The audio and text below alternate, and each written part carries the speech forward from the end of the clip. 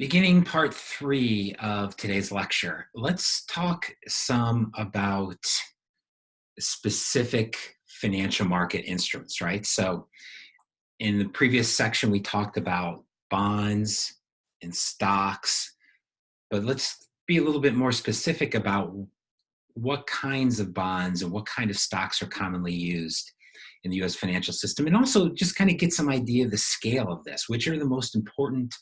What kind of dollars are we talking about? All right. So let me share with you here. Let's kind of think about financial instruments and break them into two big categories. What we're going to call capital market instruments and money market instruments. Capital market instruments have greater than 1 year until maturity. In other words, these are financial instruments that last longer than a year. Money market instruments are financial instruments that last less than a year. And so let's begin by looking at money market instruments. And so here we have the big four money market instruments: US Treasury bills, negotiable bank certificates of deposit, commercial paper, and federal funds and repurchase agreements. Okay, let's talk about what each of these are in turn. All right, T-bills. T-bills are government bonds issued by the federal government. These usually come in maturities of 3 months, 6 months, or 12 months. T-bills are unusual. T-bills pay no interest. Okay, they pay no interest. So you might say, well, then how do you get a return for your T-bill?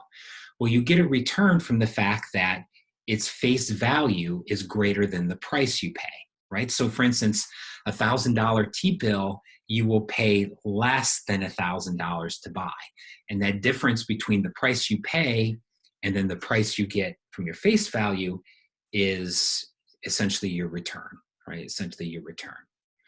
T-bills are extremely liquid, right? They are probably the most liquid financial instrument in the world, right? Not just in the United States, but in the world.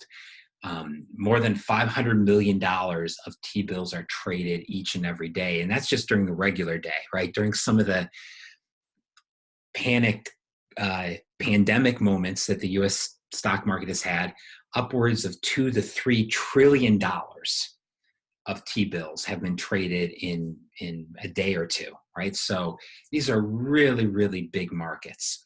One of the reasons why T-bills are so closely followed is because you can think about the T-bill interest rate as the risk-free interest rate.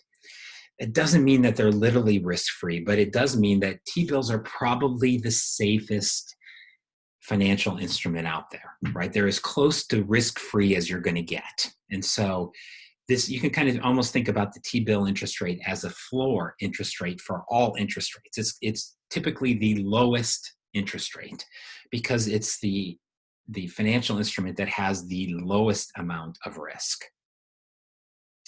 Next, we have negotiable bank certificates of deposit, right? What are negotiable bank certificates of deposit? These are essentially bonds, but they're sold or issued by banks. Okay, so banks don't just raise all their money nowadays by taking in deposits. They also issue bonds, and these bonds are called negotiable certificates of deposit. Some of you have had a certificate of deposit at a bank, but that's not quite the same thing as this negotiable certificate of deposit. The negotiable certificate of deposit can actually be sold, and it's large denomination. So if any of you have had certificates of deposit, it's probably $5,000, $10,000. These tend to be $100,000, $1 million, right? So big bonds that can be sold, right? Commercial paper. Commercial paper is just short-term debt issued by corporations, okay? So it is a corporate bond, but it's short-term, right? Usually 3 months or 6 months or 12 months. Why don't we just call them short-term bonds? Why do we call them commercial paper? Because that's the way of finance, right? As we will see time and time again, there's just a lot of lingo in finance. And so commercial paper is just another word for a short-term bond. And then finally, federal funds and security repurchase agreements. Federal funds is lending between banks, okay? Bank lending. So banks will often lend money between each other. If you remember from intro macro, you hopefully remember about the required reserves, that banks have to meet a certain percentage of their deposits in required reserves. Some banks often are short of those at the end of the day, and so they borrow and lend between each other, where some banks will lend their excess reserves to other banks that are short of required reserves. So that process happens all the time. Oftentimes, these loans between banks take place with T-bills used as collateral. And so when you use treasury bills as collateral, it's called a repurchase agreement. And so here we have federal funds and security repurchase agreements lumped together. These are basically short-term loans between banks, right? That's basically the way to thinking about this. And if you look through all of these, you can kind of get some sense for how big they are. You can see here that, you know, federal funds and security repurchase agreements are huge, right? There's a huge amount of money that's being lent back and forth between banks. And, you know, this is just a function of how efficient our financial systems are and how liquid our financial systems are, and how they generally work very well, is that banks usually find it pretty easy to get money or to lend money on a minute-by-minute basis. Of course, this is true until it's not true. And so during the pandemic crisis in the middle of March, when it was at its peak, these markets completely fell apart as banks got scared and stopped lending money to each other. And so this is, as we're going to talk about, one of the areas where the Federal Reserve steps in. This Federal Reserve steps in to start to buy some of these treasury bills to support that market, but also to provide some of this supply for these repurchase agreements, so that banks had enough liquidity to make their, you know, to do their day-to-day operations. And so, yeah, these money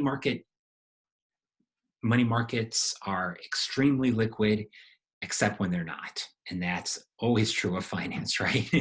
Is that it works quite well until it doesn't. And we've certainly seen that a lot here the last couple of months. All right, let's move our conversation over here to capital market instruments. So once again, these are financial instruments that have longer than a year's worth of maturity.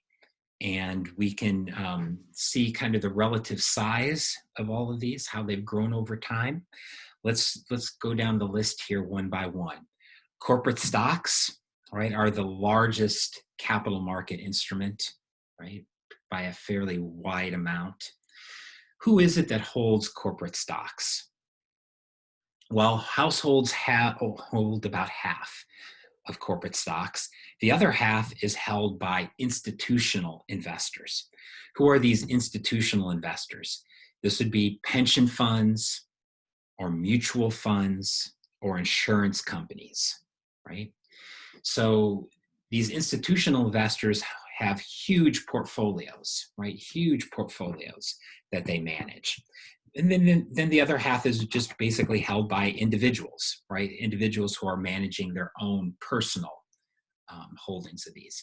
Of course, you know, when I say households hold half, I really mean households hold 100% of corporate stocks, right? But they directly manage half. The other half, they have their money held in pensions or mutual funds, so that it's indirect, it's direct, it's managed by other people. Their households are still the owners of these instruments. They're just holding them indirectly. Residential mortgages, right? These are mortgages for households. Many of these are held in mortgage-backed securities. What is a mortgage-backed security? Hopefully this is a concept you're already familiar with, but if you're not, we will talk about it a lot, because you can't understand really the modern day bond market, and you cannot understand the 2008 financial crisis unless you understand what happened with mortgage-backed securities. Mortgage-backed securities are bonds, right? They are bonds that are essentially financed with the payments on residential mortgages. Okay. So let me give you a little bit more detail about how these mortgage-backed securities came about. In the 1970s and 1980s, mortgages were primarily held by commercial banks. So in the 1970s and 1980s, if you wanted to buy a house, you go to your local bank, you'd say, I want a mortgage. They'd say, sure. They would lend you the money, and then you would pay your local bank a mortgage payment every month, and you would do that for 25 years. And that was it, right? Every month you send a check to your bank, that's it. The bank would hold that mortgage. And that mortgage was usually held by the bank because the mortgage was tough to sell. And the reason is all mortgages are very unusual loans, right? They're for weird amounts. They're tied to a specific asset, right? A house that is hard to evaluate, right? You don't know, if you own a house in Mount Vernon, most people in the world don't know where Mount Vernon, Iowa is. They have no idea whether 3rd Avenue is a nice street or not. If you put $250,000 for that house, is that a good price for it? Is it not? Do I have to go to Mount Vernon to look at it and see if the place is a dump? I mean, these are all kind of very idiosyncratic, right? Mortgages are very idiosyncratic. And as a result, they're not liquid. They're really hard to sell. And so in the old days, banks would just hold these mortgages for years and years and years. That was until some of the smarter operatives on Wall Street figured out that, hey, maybe there's another way we could do this. Because it's true that one mortgage is hard to sell because one mortgage is unusual. But what happens if I get 500,000 mortgages from across the country? Now I know quite a bit about 500,000 mortgages because I can apply the law of large numbers, right? I know for 500,000 mortgages that a lot of these individual differences will even out. And so I know that, yes, some people might be overpaying a little bit, some people will be underpaying, but if I get enough mortgages, yeah, I'm going to be okay on average. I also know that some people pay their mortgage off early, but if I have 500,000 people, I can say something statistically pretty solid about what percent is going to pay their mortgage off very early every month. Or I can say very clearly what percent will default, right? And so what the people at Wall Street said is, I would prefer not to hold one mortgage, but 500,000 mortgages. How am I going to buy 500,000 mortgages? Simple. I will issue bonds. I'm going to issue bonds, take the money from those bonds, and buy mortgages. How will I make the interest payment on the bonds? I'll collect everybody's mortgage payment, and that will be the conduit for which I can make my bond payments. And so that's what a mortgage-backed security is. It's basically mortgages that have been transformed into bonds. Mortgages, a non-liquid asset, turned into a liquid asset of bonds. And these mortgage-backed securities are hugely popular, because they really are a very attractive savings asset. Of course, like many things that are good, it is possible to have too much of a good thing. And as we're going to talk about during the early 2000s, there was things that went on in these mortgage-backed securities markets that were crazy, right? As the U.S. economy, U.S. financial system essentially got drunk on too much of a good thing. So anyway, that's what the mortgage-backed security market is here. And so we can see the mortgage-backed security market here plays its role in residential mortgages.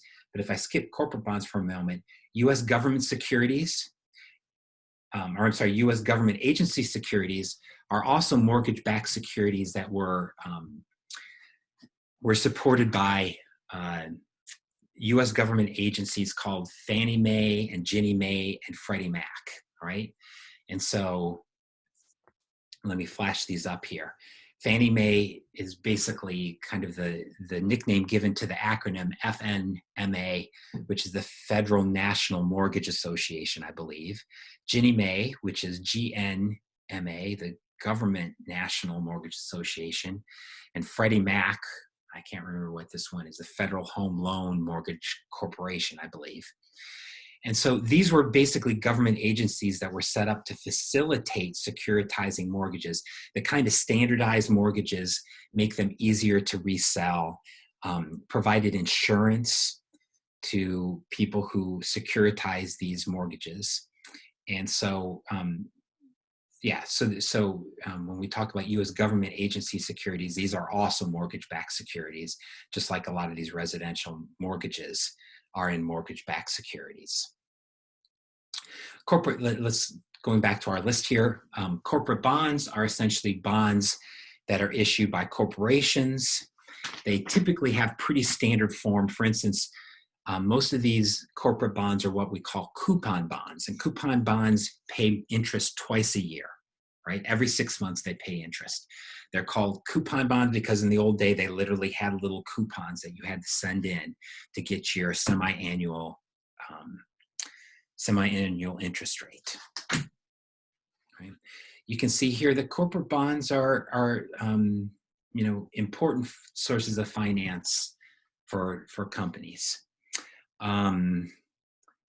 Next down, we have U.S. government securities. This would be treasury bonds, right? Treasury bonds. So as opposed to treasury bills, which are short-term, these are long-term. Treasury bonds are 10, 20, 30 years. I think there's been some talk that the U.S. government is actually considering issuing 50-year treasury bonds, right? So these can be quite long-lasting. State and local government bonds, right? State and local government bonds, or usually called municipal bonds or muni bonds. Let me show this to you here. Municipal bonds. These are bonds that are issued by state and local governments. All right, so the state of Iowa, the township of Mount Vernon might want to borrow money, and they would issue bonds to do that. A couple of things about municipal bonds that you should know. First off, they are not default free, right? And if you didn't know that, then you go to Puerto Rico or go to Detroit, or Orange County in California. These are municipalities that have defaulted on their bonds. And so they're not default risk free, right? There is a risk associated with these. That's the downside of municipal bonds. The upside of municipal bonds is that they're federal tax exempt. So any interest that you earn on these, you don't have to pay federal income tax on. And this is one of the tax shelters that the rich and famous take advantage of, right? How is it that Warren Buffett is able to pay an effective tax rate of 12%? Well, one of the big areas that he does this is he puts a lot of his money in municipal bonds, right? Why are they tax exempt? Well, this is essentially, a perk that the federal government is trying to give to state and local governments, right? Make it easier and cheaper for them to borrow money by making them federal tax exempt. And then finally, the last thing we have here is commercial and farm mortgages and consumer loans and bank commercial loans. These are loans that are issued by banks, right? These are banks issued by banks and consumer finance companies. Consumer finance companies would be banks that are associated with businesses such as Target, right? Whenever you go to Target and you get that, ask you about the Target credit card, well, Target has a bank that essentially helps finance consumer spending, right? Or if you ever borrow money to buy a car, most of the big auto dealers have a consumer finance company associated with it. And so they are the ones that are providing these consumer loans, right? So there's bank commercial loans, consumer loans through some of these other consumer finance companies, and then commercial, meaning to businesses, right?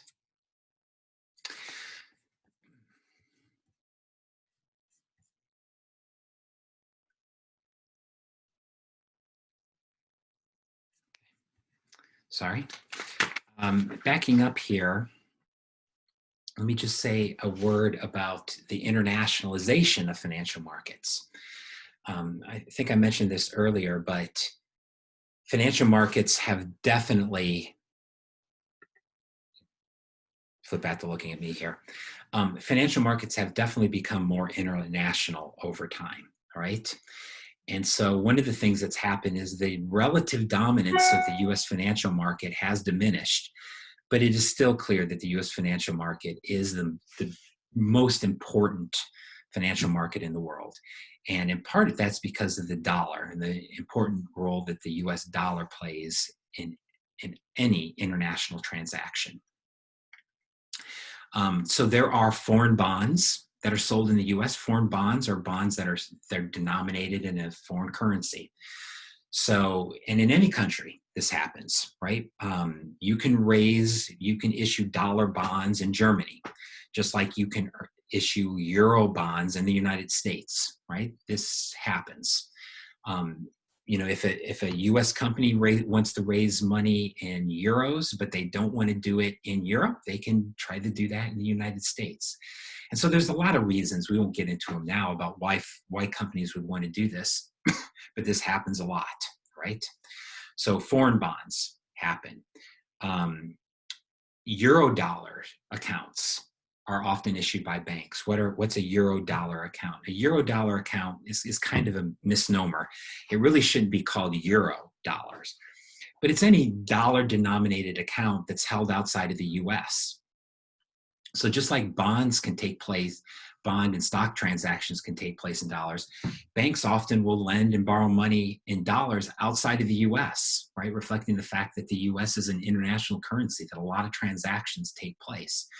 So there's a lot of reasons why people want to hold dollars outside of the US. Some of them quite legal, many of them illegal, or trying to hide money, or trying to hide money from tax authorities.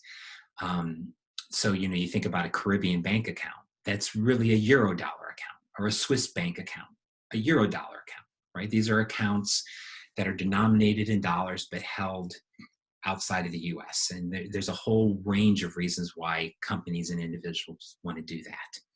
And then there's world stock markets, right? I mean, if General Motors wants to raise money through stocks, they can do it through the New York Stock Exchange, but they can also go to European stock markets or to Middle Eastern stock markets and try to raise money that way.